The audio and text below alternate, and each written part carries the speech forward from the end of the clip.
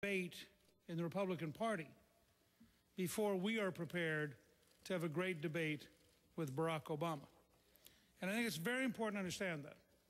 And I want to take just a minute and congratulate a good friend of ours, somebody who we admire and whose family we admire, and that's Rick Santorum. He waged a great, positive campaign.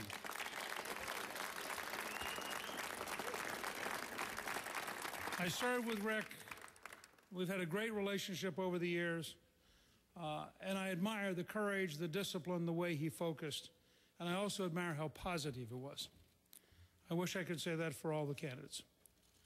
But here's the key thing to ask. It's not just about beating Obama, as important as that is. It's about what do we need to do as a country to get back on the right track. And that's a lot bigger than just replacing one person in the White House. That's fixing the Congress, fixing the bureaucracy, fixing the courts, resetting the culture, getting the judges to understand that they operate within the Constitution, not above it. There are tremendous steps we have to take. And we have to reestablish the work ethic and recognize we want to reward work, not redistribution, that we want to reward paychecks, not food stamps. And this is going to be a very important national conversation. But it's not just about here at home. We also have to understand, and this will be a major debate with Congressman Paul, who's had a very good night, and I congratulate him on having done very well. But the fact is, his views on foreign policy, I think, are stunningly dangerous for the survival of the United States. And I think it's a very simple question, which I would be glad at the next debate to ask Congressman Paul. If you have a terrorist who is prepared to put on a bomb and wear it as a vest and walk into a grocery store or a mall or a bus and blow themselves up as long as they can kill you, why would you think that if they could get access to a nuclear weapon, they wouldn't use it?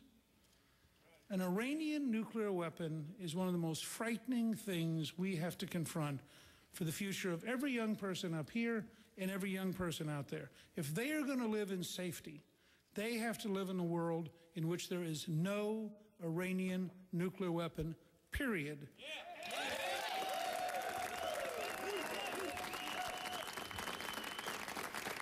So, on that front, we'll have a very important debate. Is the world dangerous, and do we need to be strong enough to protect ourselves? Or is the world really safe, and it's just the Americans who are confused? I have no doubt about 9/11. It was bad people trying to kill us. It wasn't Americans. I have no doubt about the Iranians, and I have no doubt about the importance of the survival of Israel as a moral cause, which we have to recognize as central to our future. So, we'll have a great debate with Congressman Paul. And it's important for setting a new, stable foreign policy for the 21st century. We'll have one other great debate, and that is whether this party wants a Reagan conservative who helped change Washington in the 1980s with Ronald Reagan and helped change Washington in the 1990s as Speaker of the House, somebody who is into changing Washington, or we want a Massachusetts moderate who, in fact, will be pretty good at managing the decay, but has given no evidence in his years at Massachusetts of any ability to change the culture or change the political structure or change the government.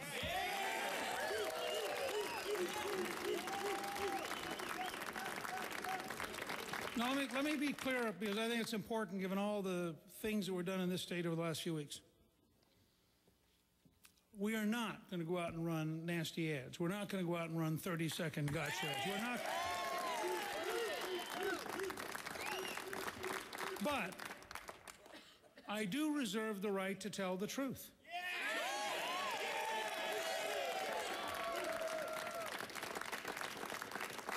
And if the truth seems negative, that may be more a comment on his record than it is on politics. So this is going to be a debate that begins tomorrow morning in New Hampshire and will go on for a few months.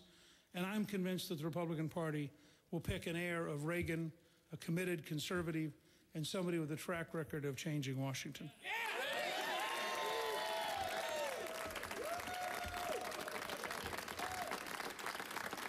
I want to say two last things, and I think Costa will join me in both of these. The first is, and here I think you'll find Rick Santorum saying the same thing. My dad was a career soldier for 27 years. I would not have survived in this campaign against millions and millions of dollars of negative advertising if it weren't for the thousands of volunteers who showed up and who helped us in every town and in every precinct, people who went out because they cared. We have someone up here who actually drove in from Indianapolis around Thanksgiving and said, I'm staying. We had someone else who brought 3 children and drove up from Texas and said, I'm staying. We have people who wanted to get America back on the right track. They weren't millionaires. They weren't from Wall Street. They didn't have a super PAC, but they had courage. They had work. They were smart. And together, we survived, I think, the biggest onslaught in the history of the Iowa primary, and we set the stage.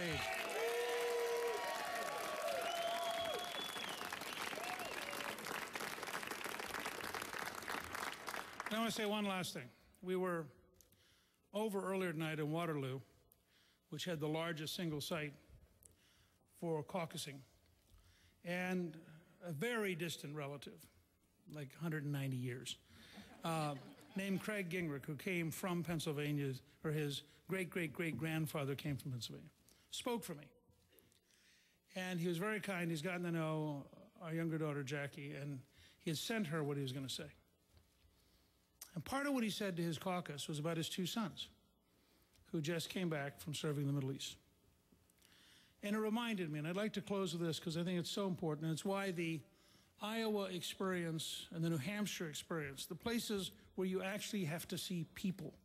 You can't just buy TV ads or use robocalls, but in the end, it's people. This process is what they risk their lives to preserve. This process of people coming together, sharing values, sharing fears and dreams, finding a way to come and get it to work. Unlike the current total mess in Washington, which I believe, frankly, is a bipartisan mess, unlike the current mess in Washington, the American system over time works when the American people roll up their sleeves to make it work. And every one of us should remember, it's part of what made these negative ads so shameful. Every one of us should remember, this process survives because young men and women risk their lives to allow us to do this. We should act worthy of them. Thank you, good luck, and God bless you. On to New Hampshire.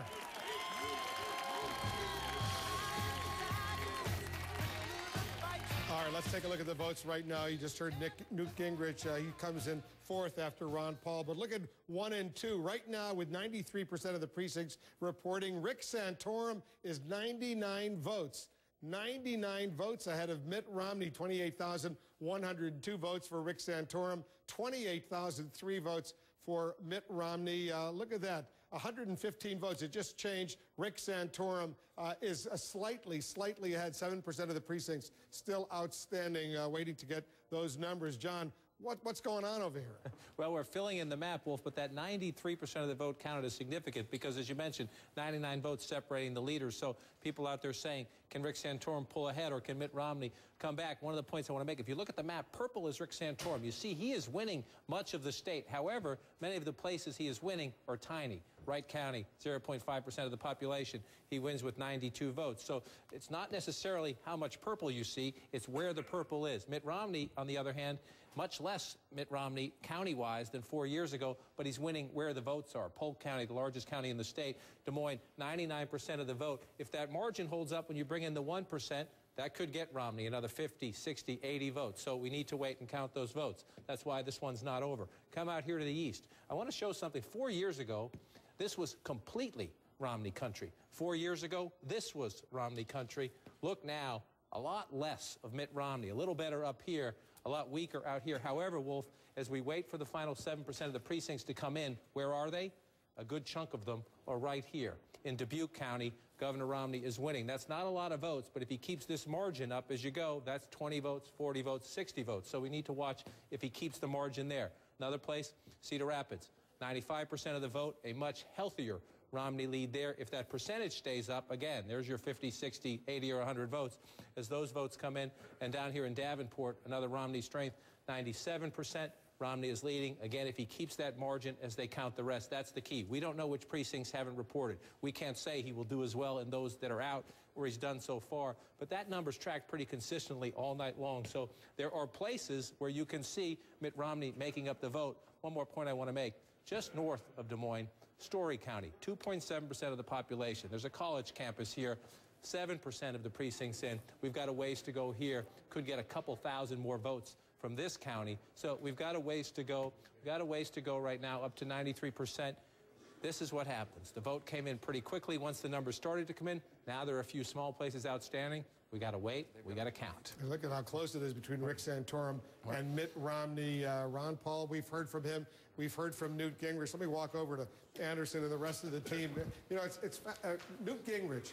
Anderson, he made it abundantly clear. He's going to New Hampshire. He's moving on. He wants to be in that next debate Saturday night. We haven't yet heard from Perry and Bachmann. I assume they're not announcing anything dramatic tonight, but who knows if they're going to continue after this. They've certainly got to be thinking hard in these hours right now. Gingrich, in his speech, indicated tomorrow the new battle begins. You already have ads which he's going to be running. Right. This is going to appear in the New Hampshire Union Leader. And we heard the theme tonight from Newt Gingrich, that he is the, note how he's in color here, the bold Reagan conservative versus Mitt Romney, whom he calls the timid Massachusetts moderate.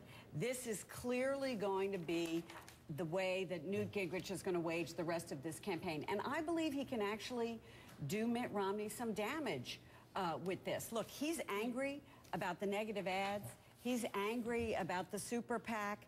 This speech tonight was sort of attacking Mitt Romney, except not by name.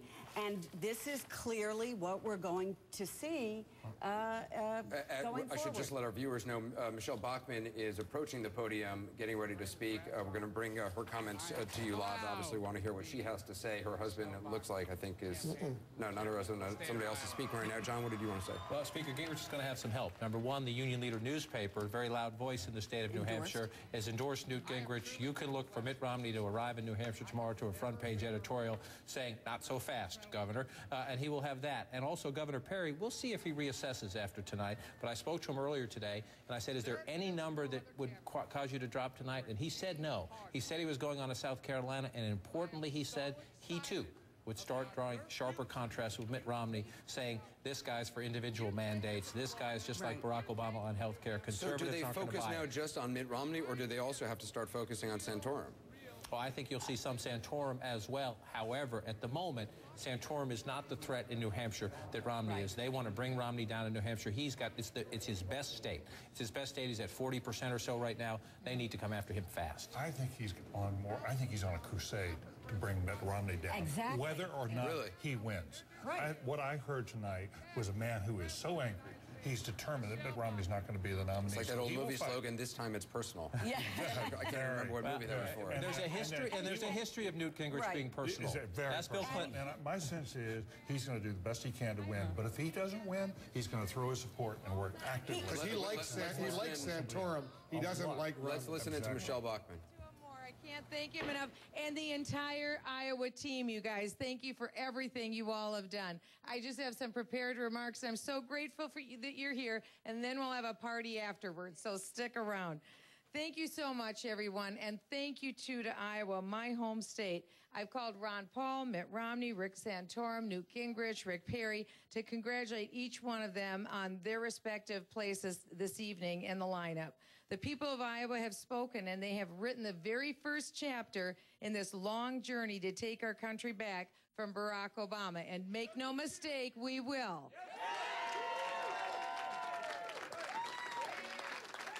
Once again, this wonderful republic that we are privileged to live in has worked. The process worked. It's the people of Iowa who chose tonight. It wasn't the pundits. It wasn't the media. And while this has been a very tough campaign, we should never forget that its crucible will make the eventual nominee tried for even the tougher battle that is yet to come against Barack Obama. I am so proud of the people who have run our campaign here in Iowa, and I will be forever grateful to this wonderful state and to the wonderful people of Iowa for launching us on our path to victory in the Iowa